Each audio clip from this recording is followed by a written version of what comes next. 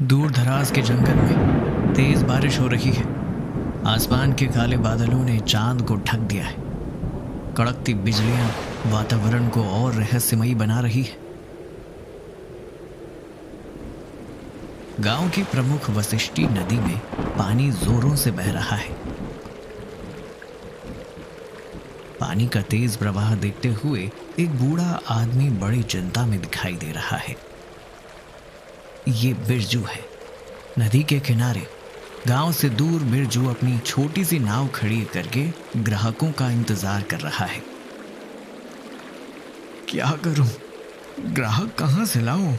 पिछले 4 दिनों से बारिश रुकने का नाम नहीं ले रही।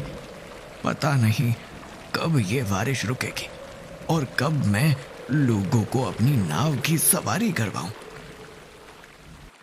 वशिष्ठी नदी के किनारे रहने वाला बिरजू माझी का काम करता था।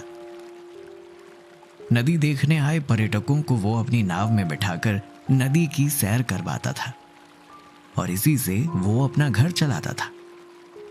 नदी के पार घने जंगलों में बिरजू का छोटा सा घर था। बिरजू गांव छोड़कर उस घने डरावने जंगल में क्यों रहता है, ये कोई नहीं जानता था। दिन भर बिरजू नाव चलाता और देर रात नदी के पार घने जंगल में चला जाता। कई लोगों ने उसे उस पार जाते हुए देखा था, लेकिन होंगी उसकी कोई मजबूरी, ऐसा कहकर टाल दिया गया था।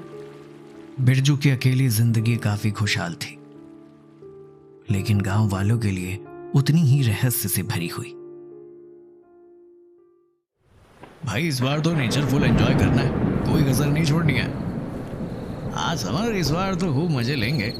और मैंने सुना है कि इस गांव में वशिष्ठी नदी का नज़ारा बहुत मशहूर है, लेकिन आदित्य नदी में जाने से मुझे डर लगता है। अरे डर मत, मैं हूं ना। ऐसा कहकर दोनों नदी के किनारे पहुंचते। दूर नाव में बैठे बिरजू की नजर जैसे ही उन दोनों पर पड़ती है, उसकी आंखें चमकने लगती हैं। उसकी खुशी का ठिकाना नहीं रहा। आदित्य, इतनी तेज बारिश हो रही है, मुझे लगता है कि ये बारिश रुकने वाली नहीं है। शायद आज नदी का सफर हमारे नसीब में नहीं। ओए! अरे भाई वो देखो, किनारे पर शायद कोई माझी है।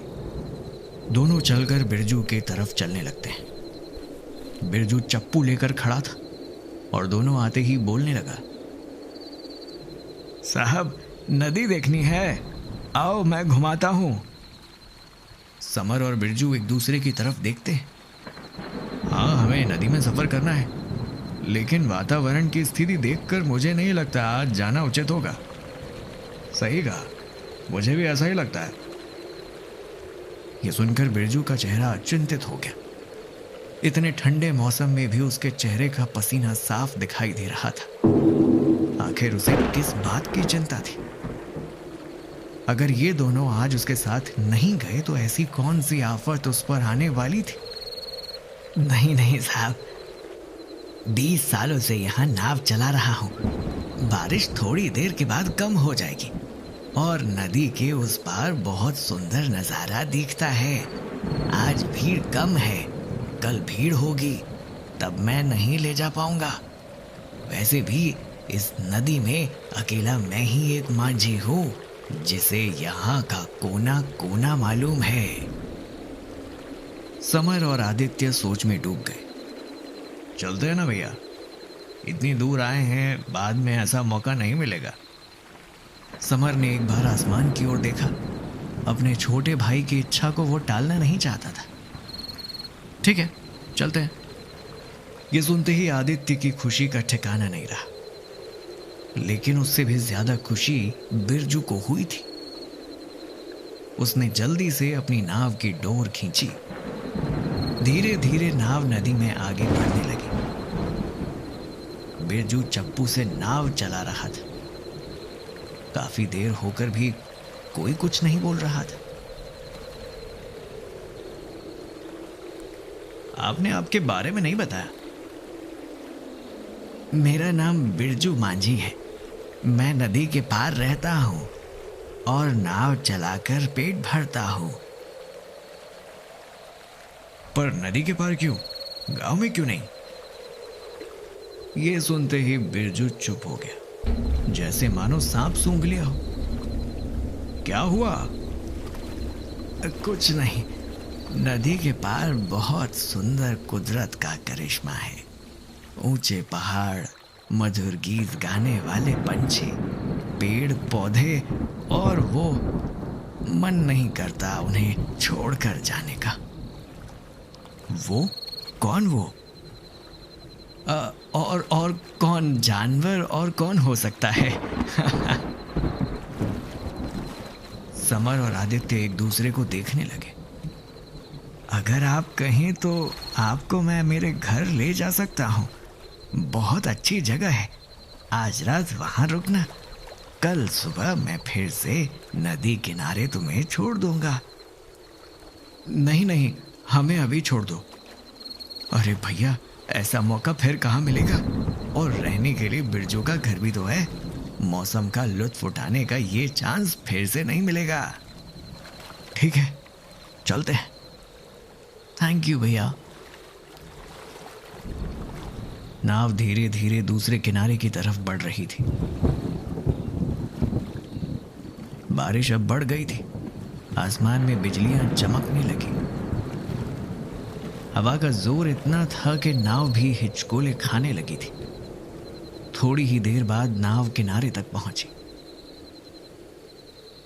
बिरजू के पीछे दोनों भाई चलने लगे।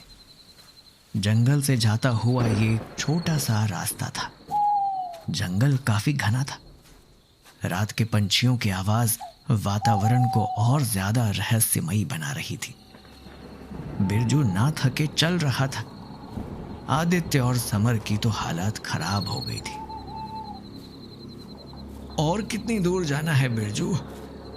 बस पहुंचने ही वाले हैं। बारिश अब थोड़ी कम हो गई थी। थोड़ी ही देर में तीनों बिरजू के घर पहुंचे। घर काफी पुराना था। घर को बनाने में ज्यादातर लकड़ी का इस्तेमाल किया गया था।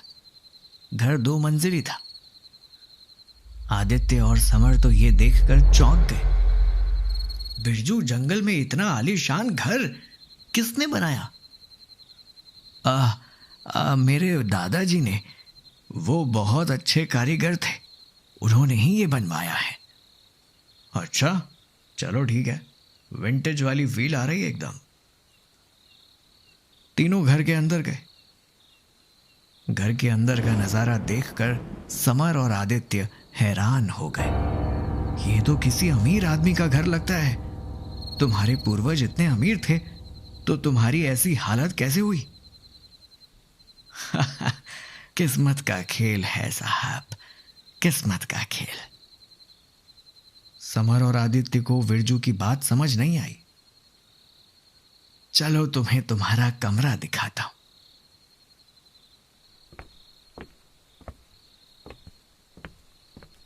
सीढ़ियों से ऊपर जाते समय दोनों को एक कमरा दिखाई दिया जो बाहर से बंद था। यहां क्या है? बताऊंगा, वक्त आने पर जरूर बताऊंगा। अपना रूम देखने के बाद दोनों घूमने के लिए बाहर निकले। अब काफी रात हो चुकी थी। चांद की शीतल छाया का प्रतिबिंब नदी पर दिखाई दे रहा था। उसी बीच नदी के किनारे एक लड़की नहाते हुए आदित्य को दिखाई दी। देखो भैया, वो देखो। एक सुंदर लड़की, उम्र करीब 24 साल होगी, नदी में उतरकर नहा रही थी। उसका दूधिया रंग चांद के प्रकाश से चमक रहा था। घने काले लंबे बाल कमर तक लहरा रहे थे। उसकी कोमल त्वचा जुगनुओं को लुभा रही थी, इसलिए रात के जुगनू अपनी चमक से उसकी खूबसूरती में 4 चांद लगा रहे थे। अपनी मादक हलचल से वो मानो पूरे ब्रह्मांड को मोहित कर रही थी। ये क्या है? कौन है वो लड़की और इतनी सुंदर? मैं भी यही सोच रहा हूं। दोनों उस लड़की के पास पहुंचे। कौन हो आप? और यहां इतनी रात अकेले क्या कर रही हो? मैं कामिनी, बिरजू की पत्नी आवाज इतनी मधुर थी कि मानो समर और आदित्य के कानों में शक्कर गिरी हो। बिरजू की पत्नी इतनी सुंदर। भैया, कुछ तो गड़बड़ है। यहाँ पहली बार आए हो इसलिए नहीं जानते। ऐसा कहकर वो नदी से बाहर आई और बिरजू के घर की तरफ चलने लगी। उसकी गोरी पीठ देखकर दोनों के अरमान जागने लगे। उसकी नाजुक लचकती कमर दोनों को अपनी तरफ खींचने लगी। दोनों सम्मोहित होकर उसके पीछे चलने लगे। वो लड़की घनी झाड़ियों में कहीं गायब हो गई। दोनों जब बिरजू के घर पहुंचे तो उन्होंने घर का दरवाजा खुला पाया। उस लड़की ने दोनों पर मानो जादू कर दिया था। पायलों की आवाज ऊपर के कमरे से आ रही थी। ये वही कमरा था जिसे उन्होंने पहले भी देखा था। समर तो मानो उस लड़की को पाने के लिए पागल हो गया था। तभी अचानक आदित्य का पैर सीढ़ी से खिसका और वो नीचे गिर गया। आदित्य का सम्मोहित दिमाग झटका लगने से होश में आ गया। आदित्य ने देखा कि समर उस बंद रूम को खोलकर अंदर चला गया था। आदित्य समझ चुका था कि कुछ तो गड़बड़ है। भैया रुको, अंदर मत जाना, रुको। लेकिन समर अब होश में नहीं था। समर अंदर चला गया। वो लड़की अब बड़े ही कामुक अंदाज में बैठी थी और समर को अपने पास बुला रही थी। आओ समर, मुझे प्यार नहीं करोगे? आओ, मेरी बाहें तुम्हें पाने के लिए तरस रही हैं। मेरी प्यास बुझाओ। समर कुछ ना सोचते हुए लड़की के आगोश में लिपट गया। दोनों प्यार में डूब गए। इधर आदित्य के पैर में मोच आ गई थी। वो दर्द से कराह रहा था।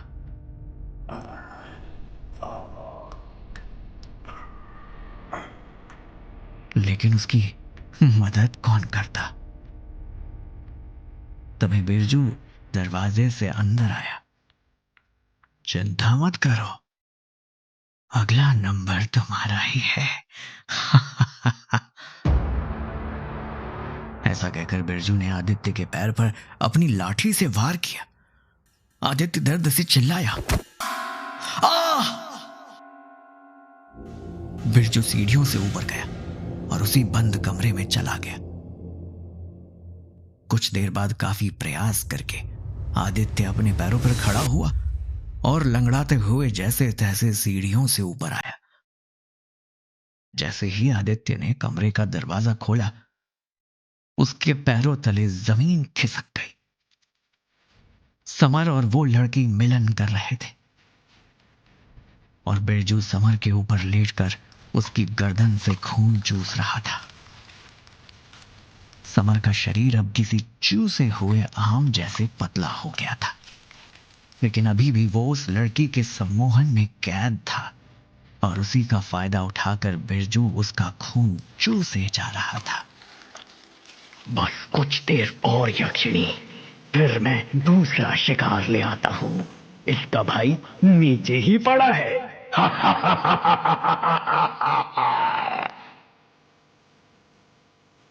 आदित्य को देखा कि बूढ़ा बिरजू अब काफी जवान हो गया है और बिरजू की त्वचा का रंग भी उस लड़की की तरह ही चमकने लगा है। अब बिरजू ने समर का कंधा अपने नुकीले दांतों से चबा डाला। समर मर चुका था और उसका शरीर बिरजू चबा चबा कर खा रहा था।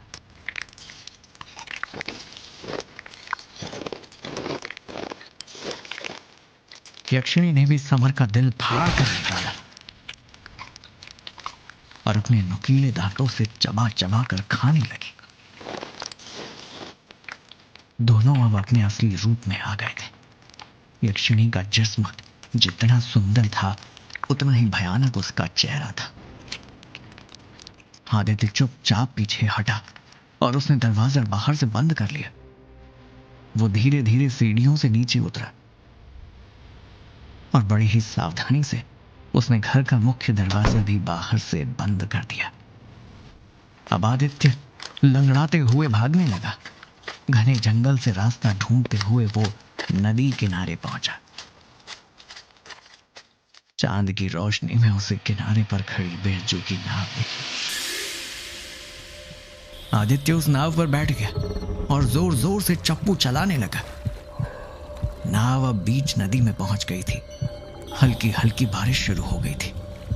तभी अचानक दूर उस किनारे पर दो परछाइयां आदित्य ने देखी। ये जरूर वही लोग होंगे। आदित्य जोर जोर से चप्पू चलाने लगा। उसने देखा कि उन दोनों में से एक ने नदी में छलांग लगा दी है और वो तेजी से आदित्य की तरफ तैर के आ रहा है। अब गांव वाला किनारा थोड़े ही दूर था। बस कुछ देर और आदित्य, तुझे कुछ भी करके किनारे तक पहुंचना है, नहीं तो तेरा वही हाल होगा जो समर भैया का हुआ है। आदित्य ने देखा कि नदी में तैर कर आ रहा वो व्यक्ति कोई और नहीं बल्कि बिरजू ही है। बिरजू किसी हैवान के जैसे पानी में तैर रहा था।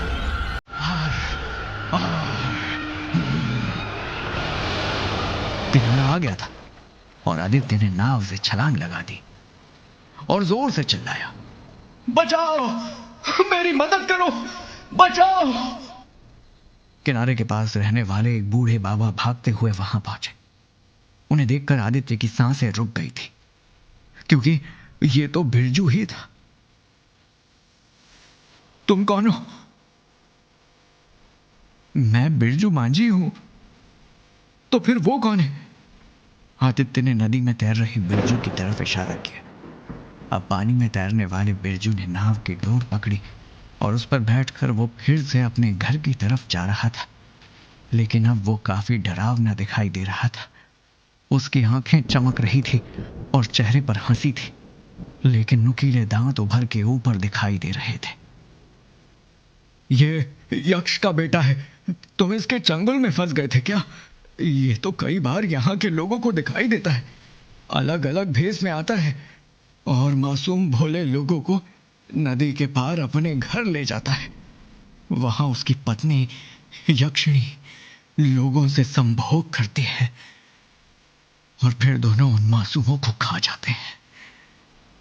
ये पहली बार हुआ है कि कोई यक्षिणी के घर से जिंदा वापस लौट आया है। कैसे बेटा, तुमने ऐसा कैसे किया? तुम जिंदा वहां से भाग कैसे आए? कुछ देर तक आदित्य कुछ नहीं बोला और एकदम से अपने घुटनों के बल पर बैठकर रोने लगा। मेरा भाई मारा गया चाचा। उन्होंने मेरे भाई को मार डाला और मैं कुछ नहीं कर पाया। मेरा भाई, समर भैया, वापस लौटाओ प्लीज।